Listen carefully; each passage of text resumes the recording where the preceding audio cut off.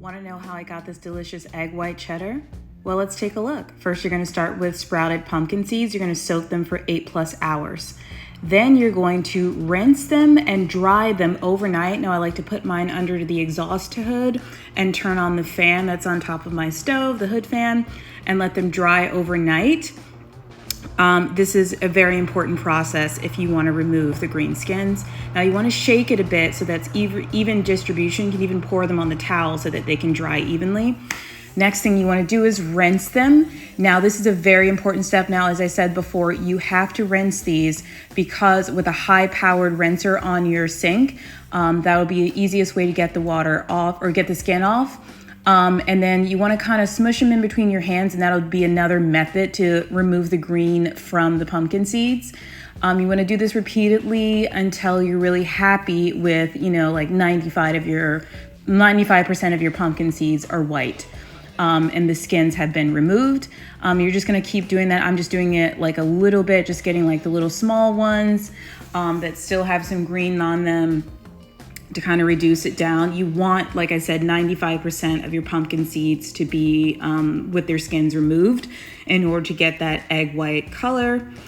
And so I'm just doing that little by little here, but again, you can use the smushing in between the hands, rubbing in between the hands method, and then high powered water that will really knock off a lot of the skin.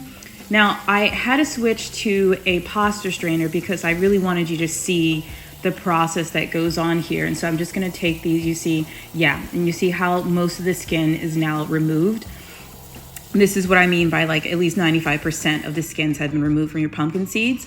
Next step, you wanna blend them to a 1-to-1 ratio. So 1 cup water, 1 cup pumpkin seed. You wanna do this repeatedly until you have no more pumpkin seeds left to blend, and you wanna pour that mixture into a nut bag, and you wanna squeeze out all of the pumpkin milk into a bowl, and you want to keep doing this until there's absolutely no more pumpkin milk. Now this process is also very important because you are separating the fibers from the protein.